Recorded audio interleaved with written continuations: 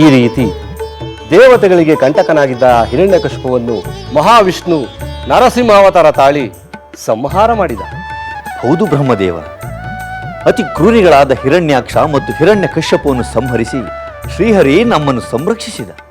ನಂತರ ಅದೇ ಹಿರಣ್ಯಕಶಿಪುವಿನ ದೈತ್ಯ ವಂಶದಲ್ಲಿ ಅವನ ಮರಿಮಗನಾಗಿ ಪ್ರಹ್ಲಾದನ ಮೊಮ್ಮಗನಾಗಿ ಬಲಿಚಕ್ರವರ್ತಿ ಧರಿಸಿದನಲ್ಲವೇ? ಅತಿ ಮಹತ್ವಾಕಾಂಕ್ಷೆಯಾದ ಆ ಬಲಿಯನ್ನು ತಡೆಯಲು ಶ್ರೀಹರಿ ವಾಮನಾವತಾರವನ್ನು ತಾಳಿ ದಾನ ಬೇಡಲು ಬಂದ. ಚಕ್ರವರ್ತಿ, ನಿನಗೆ ಮಂಗಳವಾಗಲಿ. ನಾನು ಉದಾರಿಯಾದ ನಿನ್ನ ಬಳಿ ದಾನ ಬಿಡಲು ಬಂದಿದ್ದೇನೆ.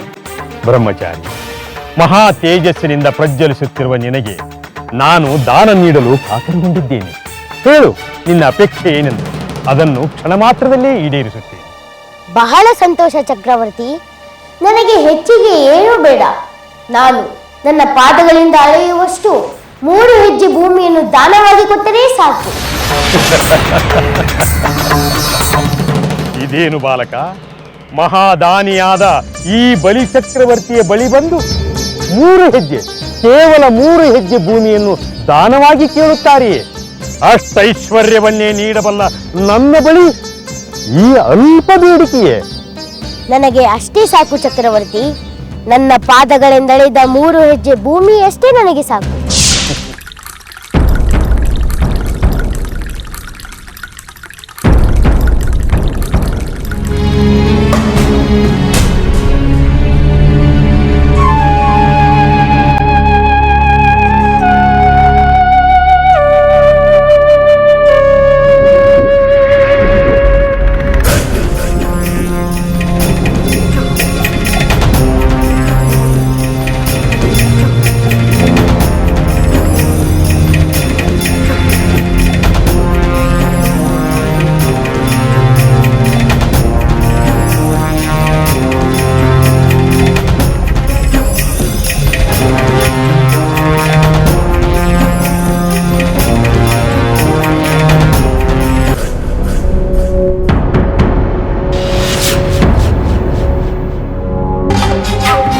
ಬಲಿ ಚಕ್ರವರ್ತಿ, ನನ್ನ 1 ಹೆಜ್ಜೆಯಿಂದ ನಿನ್ನ ಅಧೀನವಾದ ಮೇಲಿನ ಲೋಕಗಳನ್ನೆಲ್ಲ ಅಳೆದು ಬಿಟ್ಟೆ.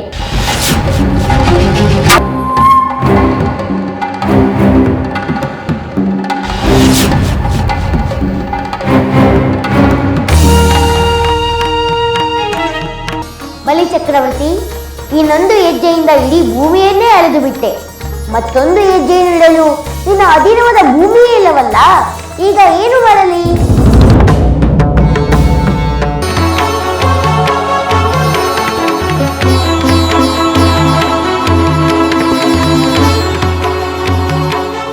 ನಿನ್ನ 3ನೆಯ ಹೆಜ್ಜೆಯನ್ನು ಈ ನನ್ನ ತಲೆಯ ಮೇಲೆ ಇಟ್ಟುಬಿಡು.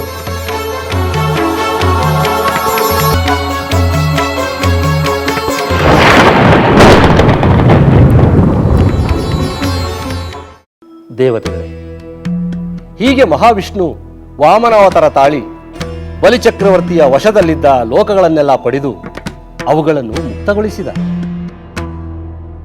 ಹೌದು ಪಿತಾಮಹ, ಕರುಣಾಮಯನಾದ ಆ ಮಹಾವಿಷ್ಣುವು ದೇವತೆಗಳಿಗೆ ಆಪತ್ತು ಬಂದಾಗಲೆಲ್ಲ ಕಾಪಾಡಿದ್ದಾನೆ. ಸ್ವರ್ಗಲೋಕ ಇಂದು ದೇವತೆಗಳ ಪಾಲಿಗೆ ಉಳಿದಿದ್ದರೆ ಅದಕ್ಕೆ ಕಾರಣ ಶ್ರೀಹರಿ. ದೇವತೆಗಳೇ, ಅಧರ್ಮ, ಅನೀತಿ, ಅಹಂಕಾರಗಳು ವಿಜೃಂಭಿಸಿದಾಗ ಶ್ರೀಮನ್ನಾರಾಯಣನು ಅವತಾರವೆತ್ತಿ ಅವುಗಳನ್ನು ಧ್ವಂಸಗೊಳಿಸಿ ಮತ್ತೆ ಶಾಂತಿ ನೆಲೆಸುವಂತೆ ಮಾಡುತ್ತಾನೆ. ಅದಕ್ಕೆ ಅವನ ಮತ್ಸ್ಯ, ಕೂರ್ಮ, ವರಾಹ, ನರಸಿಂಹ, ವಾಮನಾವತಾರಗಳೇ ಉದಾಹರಣೆ. ಅದೇ ರೀತಿ ಭೂಮಿಯಲ್ಲಿ ಕ್ಷತ್ರಿಯರ ಅಹಂಕಾರ ಮಿತಿ ಮೀರಿದಾಗ ಶ್ರೀಮನ್ನಾರಾಯಣ ಪರಶುರಾಮ ಅವತಾರ ಎತ್ತಿದ.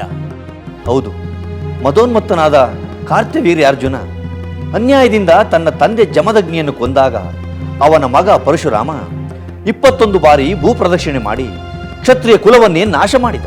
ನೀನು ಯಾವ ತರ್ಕವನ್ನು ಮುಂದಿಟ್ಟರೂ ನಿನ್ನ ಜೀವ ಉಳಿಯುವುದಿಲ್ಲ ಕಾರ್ತವೀರ್ಯ. ನಿನ್ನ ಉಪದೇಶವನ್ನು ಕೇಳಿ ಕಲಿಯುವಷ್ಟು ಹೀನ ಸ್ಥಿತಿ ನನಗೆ ಬಂದಿಲ್ಲ. ನಿನ್ನ ತರ್ಕ ಉಪದೇಶಗಳಿಂದ ಯಾವ ಪ್ರಯೋಜನವೂ ಇಲ್ಲ. ತಂದೆಯ ವಧೆ ಮಾಡಿದವನನ್ನು ವಧೆ ಮಾಡುವುದಷ್ಟೇ ಧರ್ಮ.